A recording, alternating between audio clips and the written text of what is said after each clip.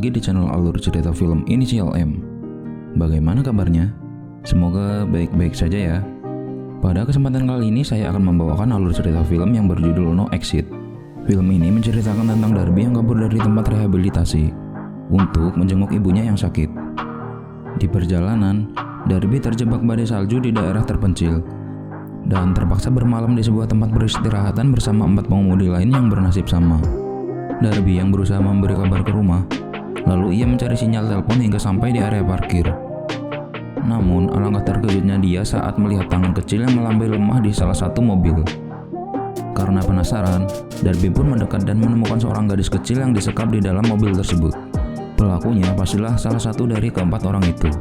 Di tengah ketidaktahuan siapa yang bisa dipercaya, Darby harus berhati-hati menyusun rencananya. Gak usah kelamaan, langsung aja colok headsetnya, terposisi duduk dan jauhi kerumunan. Kita masuk ke alur cerita film No Exit. Gas.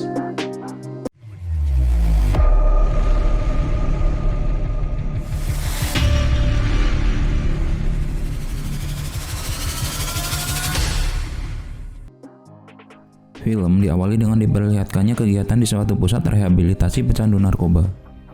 Di sana ada seorang wanita yang bernama Darby yang sedang menjalani proses rehabilitasi. Di saat sesi bercerita dimulai, mendadak Darby mendapat panggilan telepon dari pamannya yang memberitahu kalau ibu Darby akan segera menjalani operasi karena akibat pendarahan di otak yang mengharuskannya dioperasi malam itu juga. Karena Darby terlalu sering berbohong di tempat itu, kini ia tidak dipercaya oleh orang-orang di sana dan tidak diperbolehkan menelpon kakaknya. Padahal jaminan kakaknya sangat dibutuhkan agar ia dapat menjenguk ibunya di rumah sakit.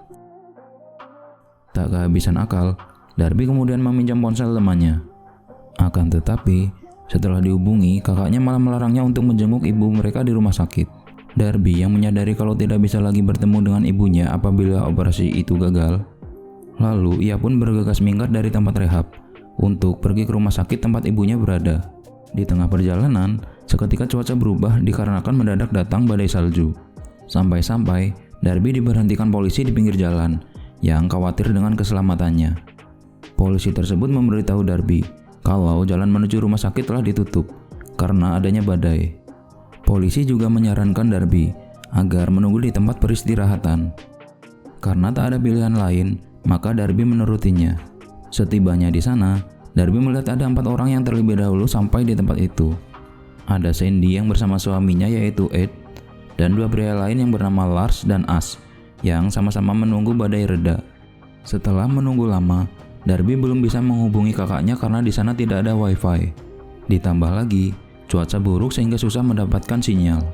Tiba-tiba, Ed yang kembali ke rumah sehingga berkata kalau dia mendapatkan sinyal internet sekitar 10 detik di dekat pohon depan rumah. Lalu Darby pun mencobanya. Ia lalu keluar rumah guna mencari sinyal. Setelah beberapa lama Darby berjalan mencari sinyal, fokusnya pun kini teralihkan dengan adanya suara dari seseorang yang berasal dari salah satu mobil yang terparkir. Darby pun terkejut setelah ia mendapati ada seorang anak yang disekap dengan mulut di lakban dari salah satu mobil tersebut. Darby yang mencoba membuka mobil tersebut, namun tidak bisa. Lalu tiba-tiba ada seseorang yang melihat ke arah Darby dari kejauhan. Agar tidak dicurigai, dengan cepat Darby kembali ke tempat singgah lagi. Sambil menahan rasa takut dan curiga kalau dalam penculikan bocil ada di antara mereka, Darby menerima ajakan Ed untuk bermain kartu. Sambil bermain, Darby mengamati satu persatu orang yang ada di sana. Hingga tiba-tiba, Lars menjadi marah akibat kalah dalam permainan tersebut, yang membuat permainan kartu itu pun selesai. Tanpa banyak bicara, Darby pun langsung menuju ke belakang guna mencari alat yang bisa digunakan untuk membobol mobil. Dia juga tak sengaja menemukan jalan menuju ke mobil dari pintu belakang. Tanpa pikir panjang, Darby lalu pergi menyelamatkan anak itu. Saat Darby berhasil masuk ke mobil, tiba-tiba Lars datang mengecek anak tersebut. Darby yang tidak bisa kabur, lalu menyelimuti tubuhnya dengan kain agar tidak ketahuan oleh Lars. Tak diduga, Lars yang berniat memberi snack kepada anak itu kembali ke rumah singgah untuk mengambilnya. Darby yang tahu kalau Lars akan segera kembali, ia pun bergegas pergi. Sebelumnya, Darby berjanji kepada Jay kalau dia akan kembali dan meminta bantuan polisi. Benar saja, Lars yang kembali ke mobil tak sengaja melihat jejak sepatu di dekat mobil miliknya. Ia pun berpikir kalau ada salah satu dari pengunjung yang telah mengetahui kejahatannya tersebut. Saat Darby kembali masuk dari jalan belakang, tiba-tiba ada Ash yang tak sengaja melihatnya. Lalu Darby menceritakan apa yang dia alami kepada Ash. Ash yang mendengar hal tersebut mengajak Darby menemui Sandy dan Ed untuk menceritakan apa yang telah ia lihat. Barangkali mereka bisa membantu, apalagi Ed adalah seorang tentara. Karena khawatir akan keselamatan Jay yang bisa sewaktu-waktu tewas akibat kedinginan, Darby memutuskan untuk langsung menyelamatkan Jay dari pintu depan. Saat Darby berhasil membuka lakban di mulut Jay, sesuatu yang tak terpikirkan sebelumnya pun terjadi. Lalu Jay berkata kalau penculik tersebut sebenarnya berjumlah 2 orang. Ternyata yang satu lagi adalah Ash. Darby yang terlebih dahulu melarikan diri dari mobil, hingga akhirnya dia ditemukan oleh Ash. Lalu Ash mengecek ponsel Darby. Ternyata Darby telah meminta bantuan kepada polisi. Namun karena cuaca yang buruk, pesan tersebut belum terkirim. Lalu Ash berkata kalau ia akan melepaskan Jay setelah mendapatkan uang tebusan. Ash juga memperingatkan Darby untuk berhati-hati, karena sebenarnya Jay sekarang dalam kondisi sakit. Ia akan overdosis adrenalin jika terlalu bersemangat. Belum juga beres Ash mengancam Darby, tiba-tiba Sandy datang ingin menemui Darby. Dan hal tersebut membuat Darby selamat dari ancaman Ash.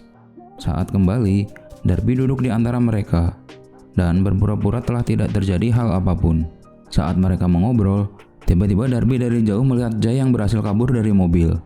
Lars yang melihat instruksi dari Ash, lalu gercep keluar ruang tunggu untuk menangkap Jay. Di saat yang sama, Darby mencoba kabur dari pintu belakang, namun Ash mengikutinya. Sesampainya di belakang, keributan di antara keduanya pun terjadi. Lalu tiba-tiba Lars datang menemui Ash. Kalau dia sudah mencari Jay namun tidak menemukannya. Ash yang mempunyai ide, lalu menggunakan Darby sebagai umpan agar Jay mau keluar dari tempat persembunyiannya. Mereka mulai memanggil-manggil Jay, namun Jay tidak kunjung keluar. Kesempatan ini lalu digunakan Darby untuk melarikan diri. Di tempat lain, Ed dan Sandy tak sengaja menemukan Jay yang terkapar di dekat parkiran mobil, lalu membawanya masuk ke rumah. Sedangkan Darby yang berhasil melarikan diri kemudian kembali ke rumah singgah. Kini Sandy dan Ed mengetahui semuanya setelah Darby menceritakan keadaan yang sebenarnya, bahwa Lars dan Ash adalah penculik. Setelah mengetahui kalau Darby dan Jay ada di rumah singgah, Ash lalu memaksa Darby untuk menyerahkan Jay. Jika tidak, maka Ash dan Lars akan membakar mereka hidup-hidup. Ed yang mengetahui kalau Jay sedang sakit, lalu memaksa Ash untuk memberikan obatnya. Hingga hal yang tidak disangka pun terjadi. Jay yang tersadar lalu bangun. Dan ternyata Jay mengenali Sandy, dan jutaan orang tidak menyadari. Ternyata Sandy si impostor adalah otak dari penculikan Jay. Selama ini, Sandy telah bekerja sama dengan penculik itu untuk mendapatkan cuan. Sedangkan Sandy dulunya bekerja sebagai pembantu di rumah Jay. Seketika, Ed pun terkejut. Ia tak menyangka kalau selama ini istrinya telah berbuat jahat. Setelah kebohongannya terungkap, Sandy lalu menyerang Darby menggunakan semprotan merica agar Darby tidak melakukan perlawanan. Lalu Sandy memberitahu Ash dan Lars kalau Ed tidak memegang senjata api. Sekarang giliran Sandy yang mengetahui fakta yang sebenarnya. Setelah ia tahu kalau Ash dan Lars tidak mengikuti rencana yang telah mereka buat. Mereka tidak mau mengembalikan Jay untuk mendapatkan uang, melainkan berniat menjualnya. Dan hal tersebut membuat Sandy kecewa. Ternyata rencana yang dia buat selama ini gagal total. Setelah Jay mendapatkan obatnya, kini Ash meminta kepada Darby kunci mobilnya untuk melarikan diri. Tapi Ed melarangnya, karena menurutnya, setelah Darby memberikan kunci mobilnya, dia akan menembak mereka semua. Lalu tiba-tiba, Ed dan Sandy ditembak hingga tewas. Kemudian Ash semakin menggila, dengan memaku tangan Darby di dinding menggunakan tembakan paku. Tak selang lama, terdengar suara pesan terkirim yang berasal dari ponsel Darby. Ternyata pesan permintaan tolong Darby telah terkirim ke polisi. Dan keadaan tersebut membuat Ash dan Lars semakin panik setelah mengetahui kalau polisi akan segera datang. Sambil mengancam akan memaku tangan Jay, Ash memaksa Darby memberikan kunci mobilnya. Dengan terpaksa, Darby memberitahu kalau kunci mobilnya ada di luar terjatuh di parkiran. Melihat Ash yang berada di luar, lalu Darby menyuruh Jay mematikan lampu untuk mengulur waktu. Saat keadaan sudah gelap, Darby yang mengantongi narkoba lalu menggunakannya untuk mengurangi rasa sakit ketika ia melepaskan paku di tangannya. As yang mendengar suara tembakan kemudian kembali ke rumah singgah.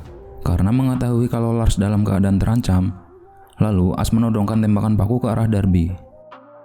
Tak disangka, secara mengejutkan Jay menyerang As, hingga membuat As tak sengaja menembakkan paku ke kepala Lars dan mendeportasinya ke alam baka. Darby yang tidak ingin melewatkan golden moment itu lalu pergi menaiki mobil bersama Jay. Karena terlalu panik, mobil yang Darby kendarai menabrak tiang listrik, persis kayak yang dulu pernah viral. Terlihat As yang berencana menghilangkan barang bukti di TKP dengan membakar rumah singgah. Di saat yang sama, polisi datang berkat pesan yang dikirim Darby sebelumnya. Lalu polisi memperingatkan As untuk tidak bergerak, karena polisi tersebut juga belum mengetahui kejadian yang sebenarnya. Dan tiba-tiba, Darby menembak As tepat di bahunya, sambil memberitahu polisi kalau As adalah si penculik. Polisi yang salah mengambil keputusan dengan menembak Darby, tanpa menunggu lama giliran dia yang dihabisi oleh As. Saat As hendak membunuh Darby, tak diduga, Darby berhasil terlebih dahulu menusuk As dengan menggunakan obeng, hingga membuat As langsung modiar. Lalu terlihat Darby yang meminta bantuan kepada polisi lain. Scenes pun berganti. Terlihat Darby yang sudah kembali ke tempat rehabilitasi. Ternyata di malam saat Darby melawan para penculik itu, ibu Darby juga meninggal saat menjalani operasinya. Lalu film pun ditutup dengan bertemunya Darby dengan kakaknya, seperti yang dia inginkan. Dan film pun selesai. Terima kasih sudah mampir ke channel kami. Jangan lupa like, komen, dan subscribe jika menurut kalian video kami menghibur dan juga menarik untuk ditonton. Sampai ketemu lagi pada video kami selanjutnya dan thank you.